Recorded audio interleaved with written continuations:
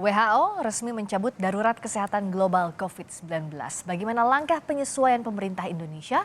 Kita berbincang dengan juru bicara Kementerian Kesehatan Muhammad Syahril serta mantan Direktur Penyakit Menular WHO di Asia Tenggara yang juga Direktur Pasca Sarjana Universitas Yarsi Chandra Yoga Aditama.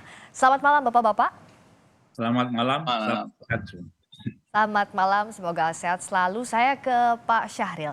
Jadi setelah WHO mencabut darurat kesehatan global COVID-19, langkah pemerintah selanjutnya seperti apa, Pak? Ya, terima kasih. Sama dengan pada saat pengumuman atau declare dari WHO darurat COVID yang awal di Januari 2020 diikuti oleh Indonesia ya, kedaruratan juga di Indonesia. Sama dengan ini, begitu dicabut oleh WHO, tentu saja kita juga akan mencabut kedaruratan di tingkat nasional. Nah, tentu saja kedaruratan di tingkat nasional ini karena Kepres 12 tahun 2020 oleh Presiden, tentu saja berbagai pertimbangan dan kajian dari berbagai pihak akan kita rekomendasikan ke Bapak Presiden, dan untuk waktunya ya kita bersabar, mudah-mudahan tidak terlalu lama seperti halnya disampaikan oleh Bapak Menko PMK tadi ya. Tapi untuk range waktunya begitu ada gambaran atau tidak, Pak? Saya tidak bisa memberikan informasi ini karena ini memang tetap menunggu keputusan dari pemerintah ya. Kalau Pak Chandra melihat apakah memang kondisinya saat ini sudah seharusnya dicabut kondisi darurat kesehatan COVID-19? Jadi kalau kita tadi ikuti statement bahasa Inggrisnya ya dari Dirjen WHO, sebenarnya ada dua istilah. Yang satu namanya Public Health Emergency of International Concern atau kesehatan darurat kesehatan global. Itu dinyatakan sebagai Public Health Emergency of International Concern pada 30 Januari 2020. Ya. Tetapi pernyataan pandemi itu baru keluar pada bulan 11 Maret 2020. Ya. Sekarang yang dinyatakan berarti oleh Dirjen Tedros tadi adalah yang PHEC ini, Public Health Emergency of International Concern. Dia tidak menyebut secara jelas bahwa pandeminya berhenti. Hal ini agak berbeda dengan situasi yang lalu ya. Jadi sebelum pandemi COVID ini ada pandemi H1N1. Ya. Kalau pandemi H1N1, Dirjen WHO sudah mengatakan dengan sangat tegas pada 10 Agustus 2010 bahwa sekarang kita sudah masuk pasca pandemi. Jadi ini situasinya agak sedikit berbeda. Saya berpikir mungkin ada 3 kemungkinan yang paling tidak berbeda. Mungkin sesudah ini, sesudah dinyatakan bahwa public health emergency berhenti, mungkin dalam beberapa waktu lagi akan menyatakan juga pandemi berhenti. Itu analisa pertama. Tapi ada analisa kedua, karena situasinya masih fluktuatif seperti ini begitu ya, masih ada varian baru tadi dibilang, maka WHO masih agak ragu-ragu mengatakan pandemi berhenti. Yang sudah berani katakan adalah kedaruratan kesehatan globalnya berhenti. Itu poin kedua. Tapi yang lebih penting adalah poin ketiga, Pak Bisa. Karena dalam pernyataan kemarin WHO juga menyebutkan kita akan mempersiapkan proses pengendalian COVID sebagai penyakit, bukan sebagai kedaruratan lagi tahun 2003 sampai 2025. Jadi memang harus ada upaya-upaya yang tetap dilakukan dalam beberapa tahun ke depan sesuai dengan rencana strategis dari WHO 2023-2025, dan saya harapkan Kementerian Kesehatan juga melakukan hal yang sama. Nah, untuk proses transisinya saat ini seperti apa progresnya, Pak Syahril? Termasuk juga bagaimana capaian vaksinasi COVID-19? Ya, betul. Jadi sebetulnya ada parameter-parameter yang sudah kita evaluasi, kita amati sejak PPKM dicabut ya.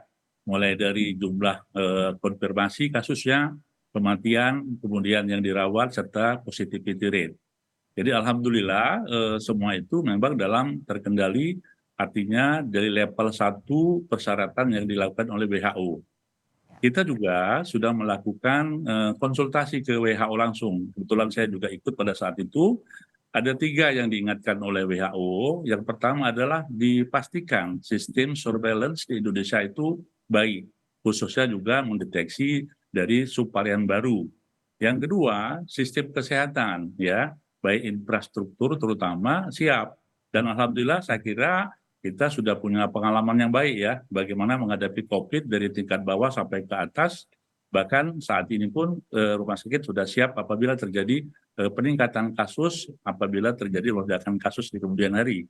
Nah, yang ketiga, syarat yang diminta oleh WHO adalah vaksinasi ya. Tentu saja vaksinasi ini adalah bagian dari upaya kita agar masyarakat mempunyai suatu kekebalan atau imunitas, bahwasanya varian baru sekalipun masyarakat akan memberikan suatu kekuatannya. Jadi 3 syarat itu dan alhamdulillah semuanya itu sudah masuk kriteria, termasuk tadi parameter yang saya sebutkan. Walaupun di akhir-akhir ini ada kenaikan ya, ada kenaikan kasus, termasuk juga ada yang kenaikan yang meninggal, tetapi tetap belum menunjukkan suatu signifikansi atau kenaikan yang mengkhawatirkan. Jadi masih dalam masa batas-batas normal atau di level 1, Mbak. Ya, tapi meskipun vaksinasi booster ini capaiannya terhitung lebih rendah dibandingkan vaksinasi ke-1 atau kedua COVID-19 begitu Pak Syahril. Apakah ini sudah jadi modal yang baik untuk transisi? Betul. Jadi yang diukur oleh WHO itu yang pertama adalah vaksin 1-2 ya. Kita sudah di atas 70% dan untuk booster 1 kita sudah mencapai sekitar 49%. Yang memang diharuskan itu juga mencapai 70%. Tapi seiring dengan parameter yang kami sebutkan tadi, ini bagian dari upaya kita bahwasanya sambil kita menunggu semua upaya vaksinasi, parameter yang lain juga dapat dijadikan sebagai pertimbangan ya. Ya. Prof. Chandra, bagaimana masyarakat harus memaknai ini? Di satu sisi kan vaksinasi booster kedua ini dibandingkan dengan vaksinasi COVID pertama dan kedua itu lebih rendah jumlahnya. Terutama juga bicara soal protokol kesehatan. Sekarang sudah longgar dibandingkan saat kita masih bersiaga di status pandemi. Ya, kita mesti tahu bahwa kekebalan itu bisa terjadi karena kekebalan natural, alamiah juga bisa terjadi karena vaksinasi. Tentu saja saya mengharapkan agar vaksinasi ini dapat terus diteruskan begitu ya, terutama booster yang kedua. Tapi tadi juga sudah disebutkan oleh Dirjen WHO sebenarnya bahwa pernyataan akhir status darurat COVID-19 sama sekali tidak berarti penyakitnya hilang. Virusnya masih ada, pasiennya masih akan ada, yang meninggal juga masih akan ada. Hanya saja jumlahnya terkendali. Tadi kan saya menyebut pandemi yang lalu ya, pandemi yang lalu itu dinyatakan berhenti pandeminya bahkan pada tahun 2010.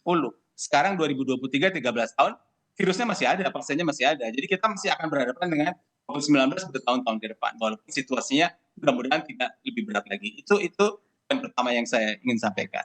Terus poin kedua yang ingin saya sampaikan adalah bagaimanapun juga kita harus siap menghadapi berbagai penyakit menular. Bisa COVID, bisa demam berdarah. Jadi upaya pengendalian penyakit menular itu harus terus tetap tinggi dijalankan. Karena itu perilaku hidup bersih dan sehat yang sebenarnya pertanyaan Mbak Friska harus kita jaga. Tentu saja ya untuk mencegah COVID-19, untuk mencegah diare, untuk mencegah demam berdarah, gigitan nyamuk dan sebagainya. Jadi upaya-upaya perilaku hidup bersih dan sehat harus terus kita galakan. Karena sekali lagi pernyataan status mengakhiri status darurat global sama sekali tidak berarti bahwa COVID itu tidak ada. COVID masih ada bersama kita seperti contoh pandemi yang lalu, hanya saja jauh lebih terkendali. Dan yang terakhir, walaupun mungkin masih lama begitu ya, kita pernah 2010 ada pandemi, 2020 ada pandemi. Kita akan ada pandemi lagi. Kita tidak tahu waktunya kapan, kita tidak tahu penyakit apa. Tapi sudah pasti akan ada pandemi lagi. Mudah-mudahan tidak 10 tahunan lebih lama lagi begitu. Tapi baguslah dari sekarang kita melakukan upaya maksimal agar kalau toh ada pandemi lagi, ada persiapan sehingga pandemi tidak seberat sekarang ini dan kita bisa cegah kasus-kasus yang tidak diperlukan. Ya, Pak Syahril, di tengah kita menunggu apa yang harus dilakukan, status yang nanti diumumkan oleh pemerintah menanggapi pengumuman dari WHO, bagaimana masyarakat bisa menanggapinya? Kementerian Kesehatan kan sebelumnya saat pandemi ini mengumumkan bagaimana cara hidup menanggapi pandemi. Nah, sekarang berdampingan dengan pandemi ini seperti apa? Berdampingan dengan COVID-19 ini seperti apa sambil menunggu status berikutnya? Singkat saja. Ya, terima kasih. Jadi sebetulnya kita harus ikut berbahagia karena setelah 3 tahun kita ikut dalam aturan dunia yaitu dicabutnya kedarurat ini. Artinya satu sisi keberhasilan Indonesia juga. Hanya saja tadi seperti yang disampaikan Prof. Chandra, virus ini masih ada dan juga harus diingat juga ada virus-virus yang lain yang bisa mengancam kita di kemudian hari, Pak. Jadi tetap saja kepada seluruh masyarakat pengalaman yang berharga yaitu melalui perilaku hidup bersih sehat, kemudian protokol kesehatan dan juga vaksinasi. Ini bagian dari pada upaya kita agar penyakit penulari dapat kita atasi. Dan tentu saja mungkin kami menyampaikan pada kesempatan ini ada suatu istilah yaitu bagaimana kewaspadaan kita dan juga bagaimana ketahanan kesehatan kita menghadapi ancaman emerging ya, penyakit-penyakit emerging. Sehingga nanti kita di samping kesiapsiagaan juga ketahanan. Artinya dengan pengalaman yang lalu kita punya pengalaman dong, jangan sampai Ya. kita kecolongan dan seterusnya. Ya, perilaku hidup bersih sehat, protokol kesehatan itu harus tetap dijaga ya, apapun nanti kondisi ke depan sebagai pembelajaran. Terima kasih Pak Muhammad Syahril, juru bicara Kementerian Kesehatan. Terima kasih juga Pak Chandra Yoga Aditama sudah bergabung, mantan Direktur Penyakit Menular WHO di Asia Tenggara yang juga Direktur Pasca Sarjana Universitas Yarsi. Selamat malam. Selamat malam.